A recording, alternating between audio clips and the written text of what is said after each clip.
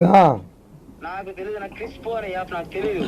నేను police station జైపూర్కి వెళ్ళిన తర్వాత అక్కడ పోలీసులతో నేను మాట్లాడే మాటల్లో వాళ్ళు నాకు చెప్పారు. ఇక్కడ ఎందుకు అమ్మాయిని మిమ్మల్ని ఎందుకు తీసుకెళ్లారు? మీ ఇద్దరిని అమ్మాయిని ఎందుకు వదిలేశారు? అన్న అప్పుడు ఆమె హెల్త్ బాగాలేదు అది అని చెప్పి ఇచ్చేసింది. నా ఎవరు రికమెండేషన్ చేయలేదా? ఎవరు చేయలేదన్న మమ్మల్ని. అమ్మాయిని తీసుకెళ్లారు, ఎవరు ఆపలేదు, ఏమీ ఆపలేదు. ఆ అమ్మాయి వదిలేసి తీసుకెళ్లారు. మైగ్రేన్ ఉంది, హార్ట్ లో హోల్ ఉంది అని కథలు చెప్పి ఆమె తప్పించుకునింది మమ్మల్ని. నేను ఇంకోటి కూడా ఉన్నాను కూడా, వాడి పేరు నాకు గుర్తులేదు. వాడు నన్ను బడిలో ఎక్కించుకున్నారు. సుమోలో ఎక్కించుకుని గూడూరు పోలీస్ స్టేషన్ కాడికి ఆపి పొరోటా పెట్టించి మటన్. సీరియస్ లో ఉన్నాను ఇప్పుడు. ప్రశ్న ఇప్పుడు కాదు, ఇప్పుడు అమ్మాయి మీద ఎన్ని కేసులు ఉన్నాయి, ఏమైనా మీకు ఏమైనా ఎవిడెన్స్ ఏమైనా చెప్తే చెప్పు ప్లీజ్. మాకు తెలిసినంత వరకు 6 చీటింగ్ కేసులు ఉన్నాయా? 6 చీటింగ్ కేసులు ఉన్నాయా? క్రికెట్ బెట్టింగ్స్, మళ్ళీ రమ్మీ గేమ్స్ ఆడేది ప్యాకాట్ లో, మళ్ళీ ఇవన్నీ చేస్తది. ఇంకో నాకు చదువు రాదు, నన్ను అడుగుతున్నారన్నా. నాకేం తెలుసునా? నేను సార్ ఆటో మేడం ఆటో అని అడుక్కునేవాడన్నా. కానీ నువ్వు దీంట్లో టీవీలో చెప్తున్నాడు నువ్వు పెద్ద క్రైమ్ అంట, నీకు స్పెషల్ హెలికాప్టర్ ఉందంట, నీకు స్పెషల్ బెండి కార్ ఉందంట. స్పెషల్ హెలికాప్టర్ అది కూడా విన్నా. స్పెషల్ హెలికాప్టర్ 2 కోట్ల రేంజ్ రోవర్ కార్ ఉందంట నా దగ్గర. డూప్లెక్స్ ఇల్లు ఉందంట. గవర్నమెంట్ కి రాసి ఇచ్చేస్తారు అమ్మ. ఏ గవర్నమెంట్ ఇస్తారు? రాజస్థాన్కా ఏపీకా? నా ఏపీ గవర్నమెంట్ కూడా రాయిస్తారు, రాజస్థాన్ గవర్నమెంట్ కూడా రాయిస్తారు.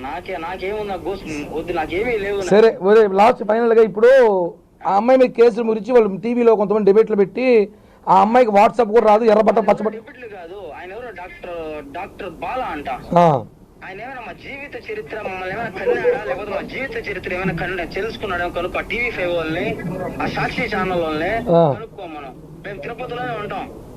ఇప్పుడు అమ్మాయికి ఎన్ని అకౌంట్లు బ్యాంకులో మెయింటైన్ చేసి చెప్పి ఇందాక చెప్పావు, ఏదో ఎవరికో చెప్తున్నావు. ఎన్ని బ్యాంక్ అకౌంట్లు ఉన్నాయి అమ్మాయికి?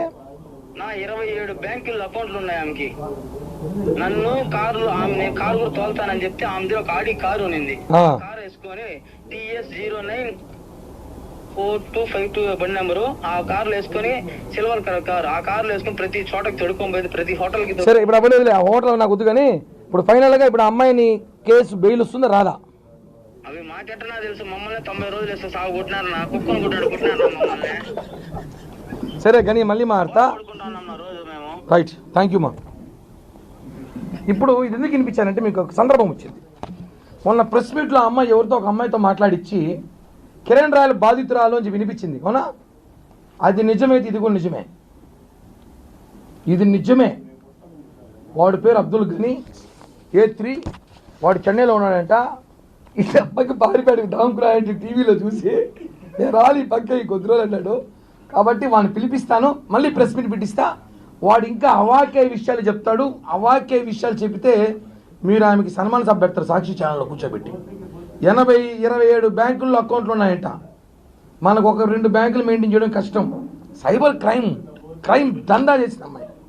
ఆ అమ్మాయిని పట్టుకొని సాక్షిలో కూర్చోబెట్టి ఎర్ర బట్టను పచ్చ బట్టను మాట్లాడేది రాదంటారు. ఫైనల్గా ప్రెస్ మీట్ ముగించే ముందు 2 విషయాలే.